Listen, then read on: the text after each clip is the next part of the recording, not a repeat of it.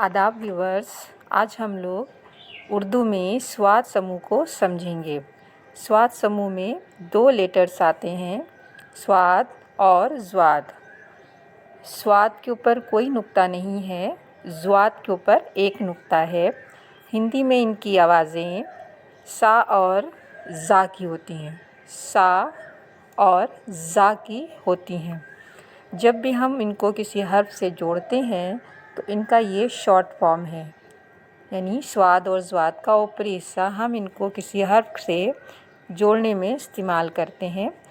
मिसाल के तौर पे यहाँ हम देखेंगे ज़्वाद में दाल जोड़ी गई है, ज़्वाद दाल ज़ेर ज़िद। इसी तरह यहाँ देखिए ज़रूर, ज़्वाद ज़बर ज़्वाद पे लगा, रे वाव रे रूर ज़रूर वाव के ऊपर उल्टा पेश है। फिर यहाँ पे देखिए स्वाद दाल रे सद्र, आगे हे ज़्वाद वाव रे, हे के ऊपर पेश है, ज़्वाद वाव वाव के ऊपर उल्टा पेश और रे हुजूर, हे पेश हु, ज़्वाद वाव रे ज़ूर हुजूर।